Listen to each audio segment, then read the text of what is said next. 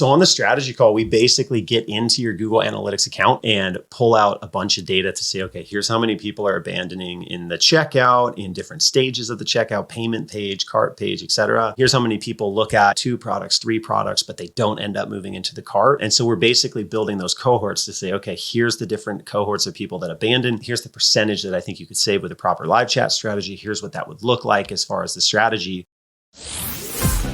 You're listening to eCommerce Fastlane, the podcast show to help you build, manage, grow, and scale a successful and thriving company, powered by Shopify. Listen to real conversations with partners and subject matter experts as they share proven practical strategies, platforms, and the best Shopify apps to help you accelerate your business. The time is now for you to improve efficiencies, grow revenue, profit, and lifetime customer loyalty. Please welcome your host, startup founder, and strategic advisor, Steve Hutt. Imagine your long-awaited order just got delivered. You open up the package, and as luck would have it, your new shirt is in the wrong size. So what do? You open up your laptop, you begin a return, maybe even exchange, but all you see is a customer service phone number. And if you're like me in a situation like this, you really don't want to talk to anybody, let alone write an email. So what do? You don't have days, let alone a week or more, to wait for a response. The ideal next step is to process your own return online, drop it off at a nearby pickup location, and move on with your life. And this is what a hassle-free return process is supposed to be like. And it is a reality for brands who are powered by Loop Returns. Now, Loop is the only returns platform that helps Shopify brands to create an ideal post-purchase experience. And they don't just handle returns, they also make it easy for Shopify brands to incentivize exchanges so you can grow your business and make happier customers. You can find out why over 1,600 of Shopify's biggest brands like Allbirds, Chubby Shorts, and Patagonia, and so many more all choose Loop. 100% go check them out today at loopreturns.com and learn more. Well, hey there, my name is Steve Hutt, Senior Merchant Success Manager here at Shopify, and welcome back to the 5th season of eCommerce Fastlane. Now, whether this is your first time listening or you're a weekly subscriber, I seriously appreciate the fact you're taking time today and listening to the show. I know there's plenty of podcast choices out there in Shopify, kind of e-commerce and direct-to-consumer marketing, and just the fact that you're here today means the world to me, and I know it does for my featured guest. Now, if this is your first time listening, this is an e-commerce show. We have honest and transparent conversations about building and thriving with your store powered by Shopify or Shopify Plus. Now, if you're an ambitious lifelong learner, which you probably are since you're here today, you're definitely in the right place. Now, new episodes, they're released twice weekly and they're available from all your favorite podcast apps like Apple Podcasts and Spotify and Google. We're also streaming live now on Amazon Music and on YouTube. So if you listen to your podcasts through those platforms, you might want to go check that out. I also highly recommend to get the full value of today's episode that you click through to the show notes page. It's got ecommercefastlane.com. And there you'll find the transcript, links, and then any of the resources that we talk about today.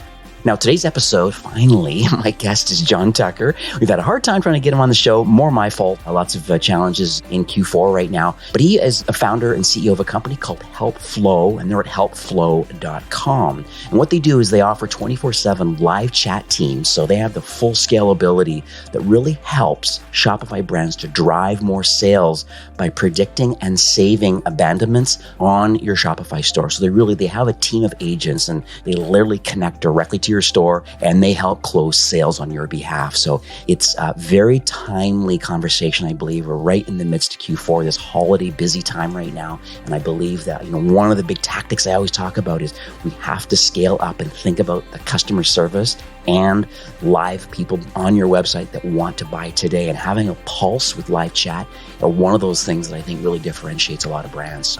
So hi, John. Welcome to eCommerce Fastlane. Steve, thank you so much for having me. I'm really excited that we're here. Absolutely. And we're both healthy, so that's great. So let's talk at a high level first. I want to understand HelpFlow. I've done a little bit of research, and I know a few brands that are actually using your services, and I know you have about 100 or more pretty notable brands that are really executing with your platform and are customers. But I just would like to understand the high level problem that you're solving with like live chat and customer service and all these sorts of topics. Yeah, the main thing that we're really solving is saving abandons when they're on the site, right? Right. What we do, the service we provide is we're a 24/7 live chat team. So it's our team actually live on the site. But the problem we're solving is when people are on the site, a certain chunk of them are going to buy and a certain chunk are not.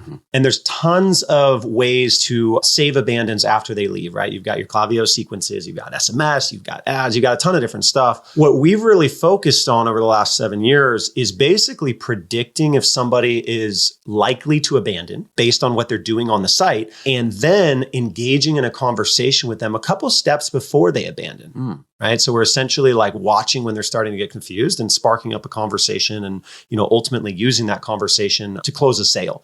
And so that's really the primary problem that we solve. Live chat also is, a really good customer experience for visitors. It's nice to have somebody there 24/7. But I would say the main problem we're solving is really predicting and saving those abandons before they happen. Yeah. And then in addition to pure live chat teams, we also run customer service teams for a lot of brands as well. So we would run email, text, all those other things. But really the primary thing we focused on for the last 7 years is live chat teams. We'll talk a bit about the origin story. It just fascinates me why people build what they build. And I know you have a very unique story around just building HelpFlow and why it's available now as a service for Shopify brands. Can you talk about how the pieces all came together for you and the founding team? Yeah, so I was running an agency before this, I think similar to a lot of people in D2C.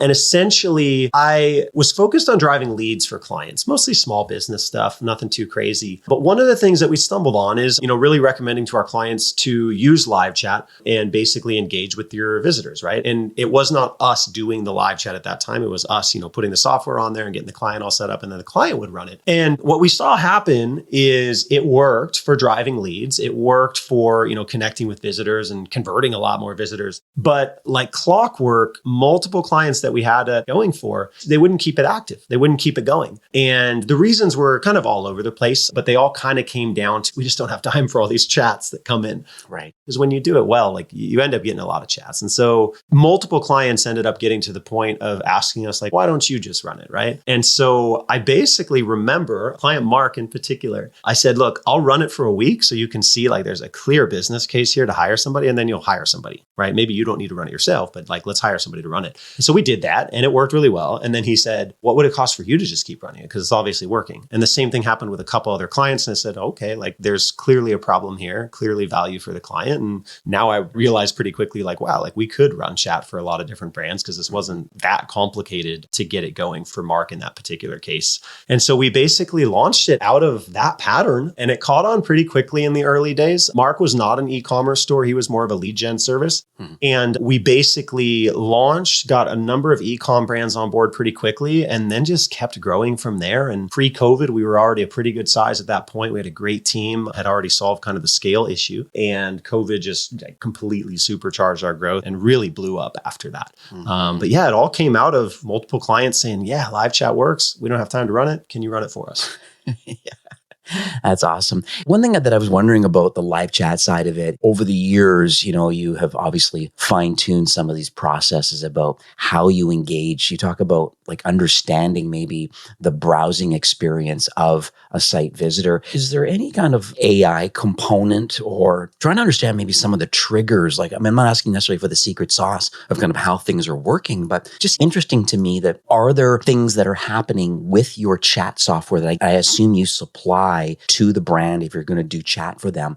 What are some of these triggers and this knowledge? Have you learned this knowledge about a customer's behavior on a website and what it's going to take and when the point is of wanting to interact with them? Is it just a gut feeling, or are there physical data points through AI that are helping an agent make some decisions? Yeah, so there's a lot of data points. Basically, what we're doing is we're analyzing the behavior on all of our client sites for the cohort of visitors that abandon. So we basically say, okay, across all these different e-com sites that we run chat for, because we have full access to their data, we look at what are the patterns that lead up to somebody abandoning. So, common things are velocity in checkout. So not just like they're in checkout and then they leave, but if they're in checkout and they're going at a certain velocity and then they slow down by a certain percent, there's a threshold there when you look at a lot of data where you say, okay, this person's likely to abandon. And so we look for patterns like that that across all of our clients. And that gives us an initial model to say, okay, for a fashion site or clothing site in this particular price point, here's basically the model that we use for that type of client. Again, that's based on like all the other data we already have. And then we basically start measuring the actual client's data for the same things to really like perfect that model.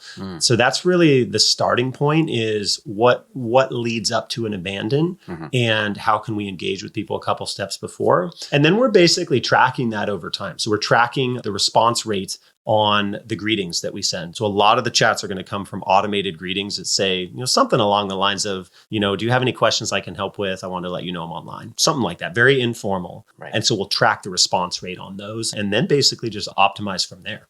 What's interesting with the live chat that I always talk to brands about is the customer service side of it also. And I think about the self-serve model of live chat. Number one, I'm here to help you. And if you're going to engage with that little, whatever icon somewhere in the corner of your website, usually it gives you a couple options. Are you able to walk us through kind of some of these things and why sometimes a self-service option is a better option than maybe taking up a human's time on a CS type issue versus using somebody with data to figure out that, something's going a little bit sideways here. I think maybe we may need to add some extra help to kind of get that over the goal and get this conversion to actually happen. So.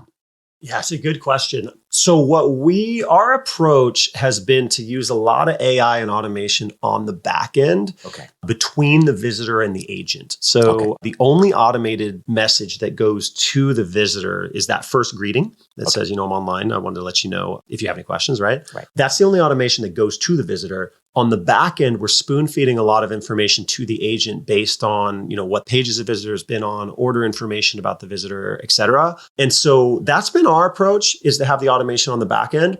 I think where things will get to with self-serve is basically having self-serve options up front. It will look and feel like a human. And when it gets too complicated for the human, it will actually flip to a human, all with the visitor not actually really feeling that. Right now, a lot of the self-serve options out there, they don't convert very well because they feel like self-serve options and they feel like never-ending if-then statements. But they'll get there for sure. The tech is there. We're pushing pretty heavy on the back end on our end to try to kind of figure that out, but we haven't really put it front and center yet.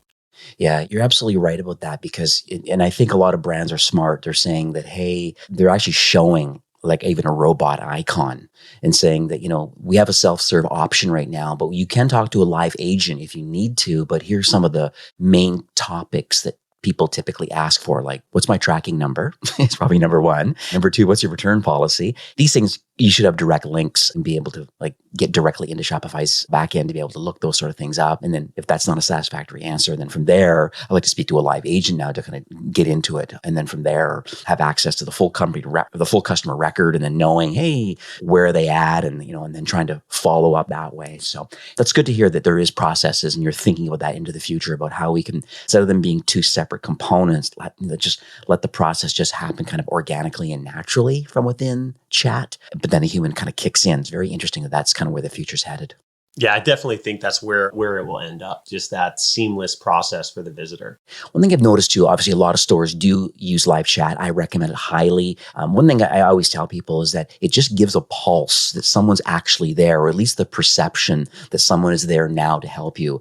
And even sometimes there's even co-browsing, helping people add to cart. There's lots of really neat things that you can do through live chat. It gives that personalized experience, right? And so I just would like to understand from your perspective, because you really are there. I think your core value prop is conversion and understanding potential abandons and how we can get them over that finishing line. So can you talk a little bit about strategically, how you're able to drive more sales with chat?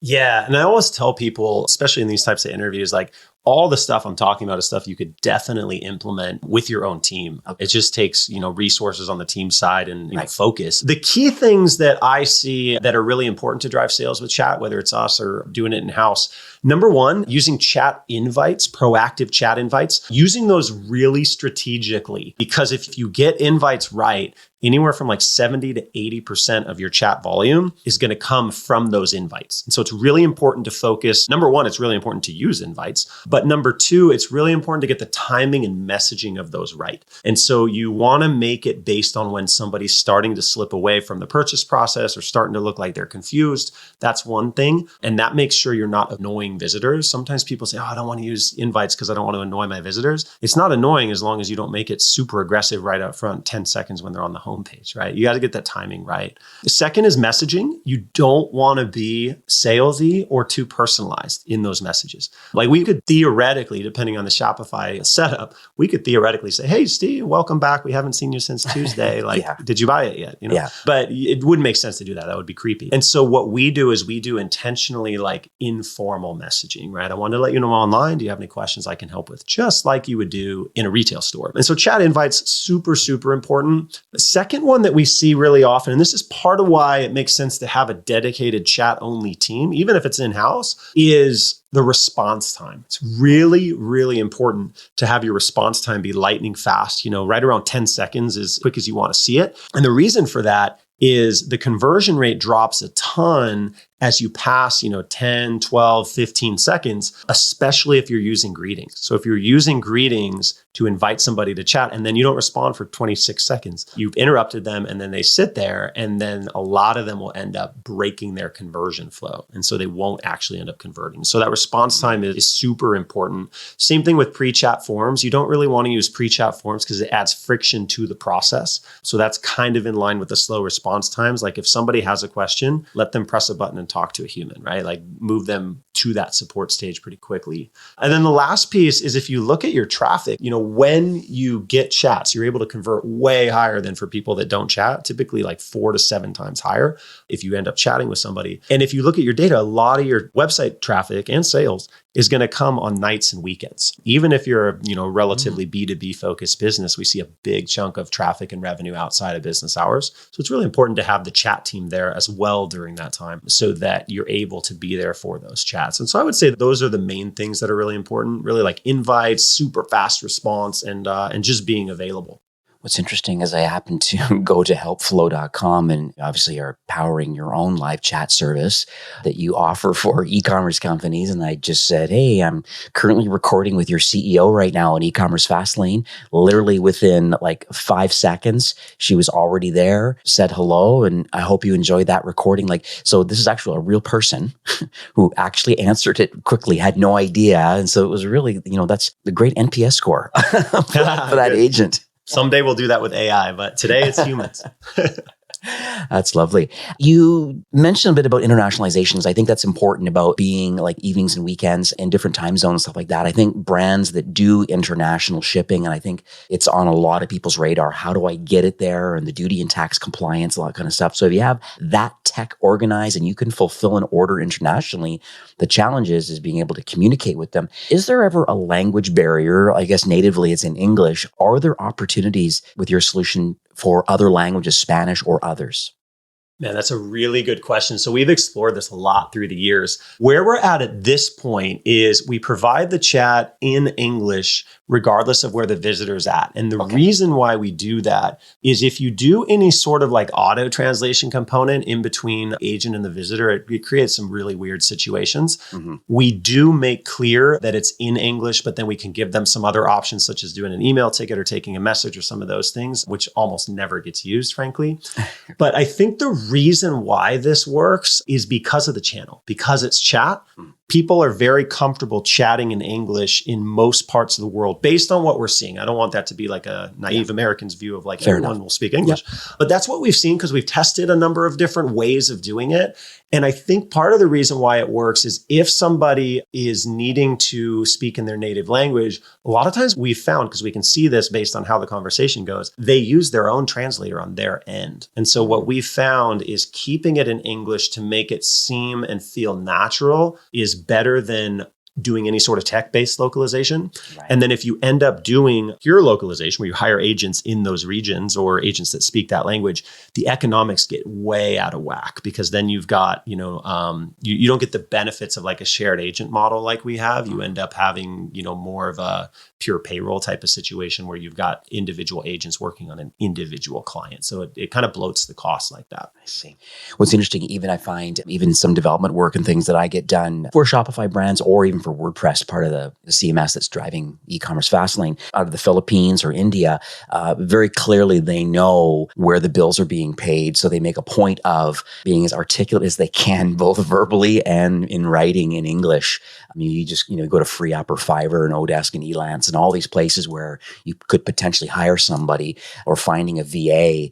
That's one of the skill sets about just being like extra fluent in English. It just seems to be a power language, regardless of English is really not the largest language in the world. But if for some reason it seems the places where all the revenue is coming from is typically from English speaking kind of countries, just maybe e-commerce adoption. I'm not really sure what the realities are. I'm sure you might see different, but at the end of the day, it's good that people understand that this is a great way of communicating and just it kind of streamlines it, makes it simpler, better SOP than multiple languages. The same thing is like a brand wanting to expand internationally. Do you truly want to have a German site in and have it geo IP redirected for every person that lands? That opens up some interesting challenges, right? So, yep, 100%. So I want to chat a little bit about the competition in this space because I think it's a massive blue ocean out there of opportunity. I think a lot of brands maybe aren't doing live chat very well, or they find it annoying, or they feel that it's just a necessary thing they have to do. But sometimes they get worried. I have a couple larger brands that are just worried about live chat because they feel if they don't execute with a great strategy,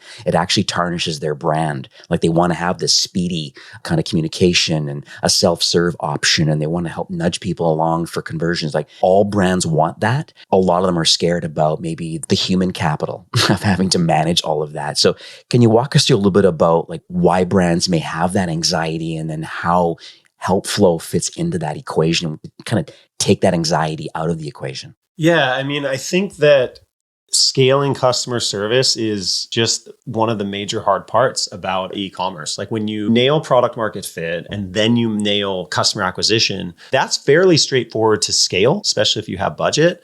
But the customer service component, even if you streamline a lot and automate a lot of things, there's a person on the other end of both of those messages, right? Mm-hmm. And so it's really important that you're able to scale those people well and scale that part of the business well. I would say the part that, really gives clients and even prospects that talk to us just a lot of confidence in our approach is we're insanely methodical with like how we learn the business. That's typically like people say, oh, this sounds like a great idea, but my business is too complicated.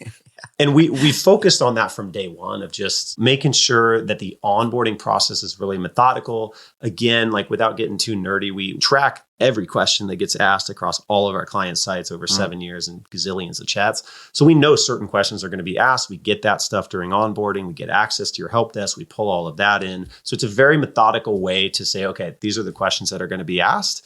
And then we're basically building that knowledge base and the agents are using that. And we also hire great team members. But I would say that that's kind of a secondary component that gives our clients confidence is they want to know like we can learn the business really quickly. And that's really from that onboarding process. And I think that's something that even if you're scaling internally, you got to train the new agents on the brand and the product, right? And so that's what we've gotten really good at on our end is like, you don't need to train us. We will get the information we need from these different sources and make sure that the agent's ready to go within a couple days. Now, online shopping can feel risky for some customers. Imagine if your order arrives in the wrong size. This totally happened to me recently, or in the wrong color, or it just doesn't look right on you. And there really can be hundreds of reasons why you may want to return a product, and I totally get it. And that's why Loop Returns makes it easy for Shopify brands to encourage exchanges rather than refunds. And we all know that returns don't equal goodbyes, they equal new hellos. And Loop really has a slick process to make it easy for a customer to have a fast return or exchange. Now, see why thousands of Shopify brands like Pit Viper, Somersault, and Princess Polly, they all choose Loop as their return partner. Now is the time to improve your post-purchase experience. So go check them out today at loopreturns.com. So we mentioned about live chat. We talk about customer support. They can be wholly two different parts of your organization. Someone can take over the CS roles and also help nudge transactions to happen to kind of avoid as many of these abandons. I'm concerned a little bit about the tech stack that goes along with it. Can you talk a little bit about, because I understand that HelpFlow has their own chat solution where a lot of brands that I manage and get a lot of DMs and stuff on social about, well, what should I do next? I do need a customer service type platform of some sort for email and understanding things. Think of Gorgeous or Customer and Zendesk, these sorts of things. They have chat solutions built into them also. If the brands are choosing to use them or only the automated ones, sometimes that's the case and don't have enough people or human capital to manage it all. But your organization is a little bit different. So can you talk us a little bit about your wholly owned technology and then how does it play nicely with maybe a customer service platform that they're going to have if it's a Gorgeous or something? Yeah. So our approach is basically we have our own live chat software that powers the chat, knows when to invite customers to chat. And then, obviously the agent has the conversation through that. Right. So that's outside of the client's ecosystem.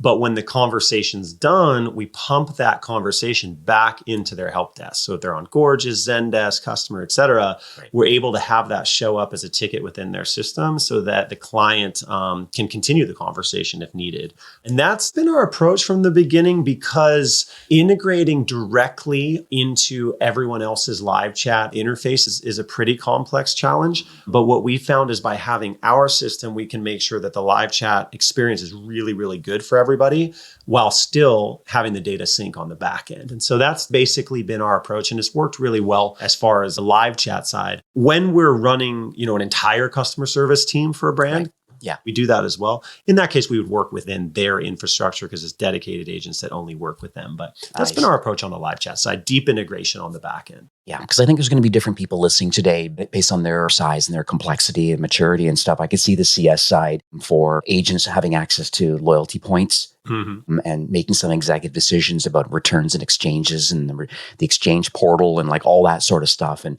playing nicely with loop returns or Narvar or, I think that's the big challenge. You have existing pieces of tech. And so it sounds like you have the opportunity to wholly take over the whole organization completely, the CS and the live chat side of it to, for the conversion side. The other side, which seems the most exciting part, because brands are probably already doing the customer service side already, but what they're not doing is they're not understanding the customer journey in real time, which is what you guys are doing, following and tracking and knowing the data points that say, hey, velocity of checkout is slowing down. I think we better auto-engage these people, or other different data points that I guess you're getting your software and then a live agent to go in and kind of help people along with the right information they need. Yeah. And even on the live chat side, where even if we're using our own live chat software to do live chat on the client site, we would still get access to their help desk to see other tickets. We still get access to their logistics system so that we can, see statuses of orders and returns and all those types of things. So we still get access to all those other things, but just from a pure tech stack component, it's a separate live chat system. So that way we're able to handle, a ton of stuff based on their back end. Another good question I think I want to go down as a story. I think for me, I'm really motivated when I hear someone saying, hey, here's what our life was like without HelpFlow. And then I got HelpFlow and then implemented it. And then, X number of months later, kind of here's the change that happened. I think people listening today, they like to hear these side of stories and they try to figure, hey, am I in a similar situation as company X? And then, is HelpFlow right for me? And so hopefully I don't put you on the spot here, but it'd be great you could kind of share either anecdotally or if you know a brand that doesn't mind, public kudos of kind of the fact that they're using your software and you're executing on the top level, helping them. Yeah, I think the client that stands out for me is a cookware company. They basically make like really specialized cookware and they're focused on, people that want to have clean cookware, things that, ceramic cookware that essentially makes it healthy to cook in at a high level. Right. And so their audience was like super, super passionate about cooking. And so the expertise mattered a lot, right? So like that learning component came into play quite a bit. And essentially what we're doing with that particular client is, helping people understand the why of their products and then which product is best for their cooking needs. Because depending on, what you're cooking, how often you're cooking, how big your family is, all those things, there's a whole bunch of components that matter. But that particular client, I think as far as like the journey they were on, I would say they were skeptical of if we could do it because it's such a complex product and also positioning for that brand that matters so much. And there's a wide range of expertise and the customer's asking questions. And so, really skeptical, also protective of their brand. They had built up a really, really solid brand in the market and just wanted to make sure it was done well. But they were also open to the concept. They had kind of found us through a similar type of situation as this, where, somebody else was kind of, bringing us into their community and kind of talking about us. And, they took some time to really understand how we think about these things. So like, what's our view on the customer experience and all those things. So they gave us a shot, and they're still a client today. I think they've been with us for 3 years, I believe now. I lose track on some accounts, but I would say they were really confident in the onboarding process and learning process. And they're really just happy with how their clients are taken care of. We kind of share messages back and forth, the CS team on our end, customer reviews and, people that have mentioned the chat to their team, their in-house team, and they're just happy with how it's gone. And so I would say that's kind of the journey that they've been on. And is there anything as far as is there a lift maybe in conversion rates of chat, or just, I guess overall, I'm just trying to think about, because that's the whole idea, I think, of wanting to take you on. There's a certain cost associated to having access to your team. Is there a significant kind of ROI lift that goes along with that? Absolutely. Yeah. So the way we measure things is we look at, based on the cost of coverage, so the cost of the service to HelpFlow and the client's margins, we say, what's the break-even point? Like, how much in sales does this need to generate, right? Right. And so with this particular client, if you look over basically like a 90-day plan, they're spending about $9,000 in chat budget, so basically $3,000 a month. Okay. I can't really divulge what their break-even point is, but just assume for the sake of a call, it's 25% margins, right? Okay. So basically they need to produce, around $36,000 in sales. Yeah. And we generated in that particular quarter for the case study, I'm looking at about $125,000 in sales. Oh, wow. Okay. So the break-even points, 36-ish. We're producing 126. That doesn't mean every single one of those sales wouldn't have happened without chat. Right. But that's what we look for, is a very strong profitability point above break-even. And so that's what we track as far as the success of the account. We also look at conversion rates way higher. It's almost 6% for people we chat with, compared to less than 1% on this particular client, because it's such a complex product. If people don't chat, definitely seeing super solid results. Sounds like as part of the onboarding process and kind of making the decision to want to use HelpFlow, is you actually look at your business model. As long as the brand is transparent with you and you have lots of brands that are already connected, so you have a reasonable knowledge base about, hey, you're in footwear, sneakers, we know what the approximate margin is going to be in a product like that with $100 average order value. So it sounds like you're able to negotiate specifically by brand, as saying, well, we believe, use an example of $3,000 a month, but there could be some brands that have less traffic and different kind of unit economics that I guess your prices would adjust accordingly.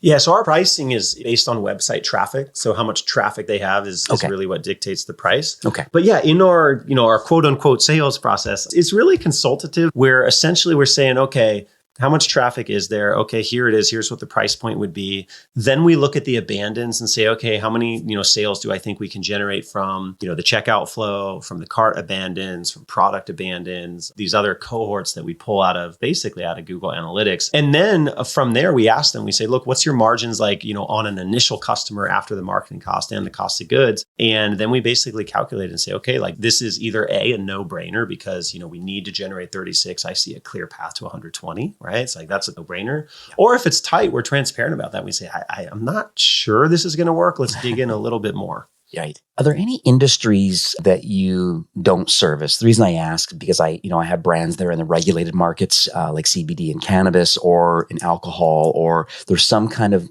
gray area, kind of pseudo-pharmaceutical brand, not just true supplements and protein and things like that, but some kind of weight lossy kind of products and stuff that are on that kind of gray area. Just want to know where you play, because there's 20-some thousand brands are listening today, and they want to figure out, well, hey, I'm in regulated, so this is not going to work for me. Or, hey, I work with everybody because we have a decent onboarding process.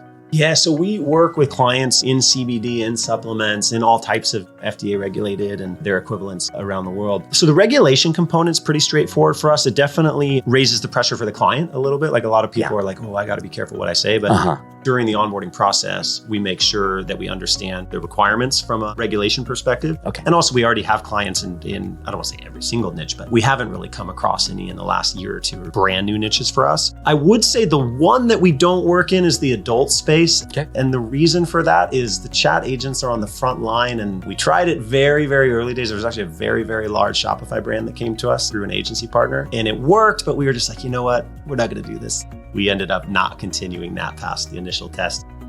Out of the agent's comfort, we didn't want them on the front line of that.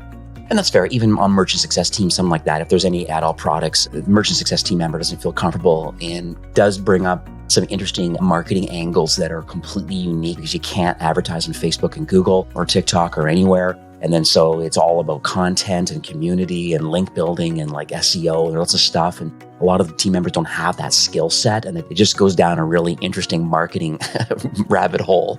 And similar on CBD, getting into the gambling kind of niches too, which is not typically Shopify, but I always hear those kind of challenges of trying to drive traffic to these sorts of interesting markets. Well, it's good to hear that you're open to everything other than adult. You're clear about kind of what can and cannot be. You know, I have a couple of alcohol brands that don't have live chat, and I know they need it. So it's nice to know that you can fit that mix nicely. So let's talk about the future of the product. You obviously do a lot. I mean, you've mentioned you can fully take over customer support on behalf of a brand and have that scalability of agents and for the forecasting model that comes out of that from web traffic and all those sorts of data points, plan for that. But then you also have the upside to the ROI side of just the cost of customer service, but now the upside of actually getting more conversions and improving conversion rate and average order value with a live agent. Where's the product going into the future? I know we talked about the AI component and the blend between that, but is there anything else that you could share publicly? The big focus for us right now, as far as like the North Star metric that we're driving towards, is really $1 million a day in value produced by our agents, right? So based on sales that come directly through the chat, that's a metric that we track internally from day one. And so that's really the North Star that we're focused on. As far as the product and exactly what we're trying to build, the two main things that are the focus right now is number one, really leveling up the agent chat technology that we use. We've got a ton of stuff that we've built through the years. But after the craziness of COVID slowed down a little bit, we kind of recentered our focus on product development and what's some of the crazy stuff that we could do if we just invest this growth essentially into the product and into the tech. So there's a lot we're doing there. And this quarter, we're actually building out a whole bunch of stuff on the back end. So that's a big focus for us. And then the second one is really industry partnerships to really compound the value that we provide. We're doing a lot of work with Gorgeous right now, as far as integrating into the customer experience process, being able to really streamline the customer service process while also making it a big revenue driver. So we've been chatting with their team quite a bit and really focused on how we can just continue to level that up. But yeah, the product and the technology piece is really the big focus that's top of mind for me right now, possibly because it's so complicated. It's also fun. It's a fun time. Absolutely. Well, that's great. Well, John, we are nearing the end of the show for today. Is there any kind of takeaways? I guess almost like an action item. If those brands that are listening today that maybe have dabbled in live chat, they see the merit and the benefits of having live chat, but they also understand the other value you bring of really helping get people over that goal line and improving that conversion rate. And with obviously a very strong ROI pretty much for every brand that you're connected to. So what kind of final kind of call to actions for those listening today? I think the big thing I would recommend brands focus on is really focus on maximizing abandon recovery. Okay. Being able to save people when they're on the site, save people in checkout. We didn't even really talk about this, but adding stuff to your Klaviyo sequences to like really turn those into conversations rather than broadcast message, hey, you forgot something in your cart. Really getting very, very methodical with cart recovery. And then as part of that, like even if you're doing the chat yourself, that means having chat in the checkout pages. That means, tracking what people are doing on the product pages. There's a whole bunch of stuff you can do there. Mm-hmm. And then definitely try chat yourself. Just make sure you're not making those do-it-yourself mistakes that we mentioned around response time or forgetting to turn it off when Sarah goes to lunch or something like that. There's a lot of things at stake when you're trying to connect directly with every single visitor that's on your site or a lot of visitors. Yeah. So you want to make sure you get that part right. But the main thing I would say is use chat and specifically use it to engage with visitors to get more of them to buy before they abandon. Right. So we'll send people to helpflow.com would be number one starting point, I guess, to kind of schedule a strategy call. What sort of things happen on this strategy call? Yeah, so on the strategy call, we basically get into your Google Analytics account and pull out a bunch of data to say, okay, here's how many people are abandoning in the checkout, in different stages of the checkout, payment page, cart page, etc. Here's how many people look at 2 products, 3 products, but they don't end up moving into the cart. And so we're basically building those cohorts to say, okay, here's the different cohorts of people that abandon. Here's the percentage that I think you could save with a proper live chat strategy. Here's what that would look like as far as the strategy. And what we found is a lot of people, they just get so much value by going through that process because we've worked with so many stores and we're so analytical with how we present that data and pull that data out. So people learn a lot from the strategy call, even if they don't end up working with us, but it also helps them really see the power of either working with us or just being very, very intentional with how they do chat. So it's a very analytical process. It's a no-brainer though. People should check that out. I'll have that in the show notes. I'll have ecommercefastlane.com/HelpFlow. That'll redirect to a landing page. Or you can go directly to helpflow.com and click that orange button to schedule a strategy call.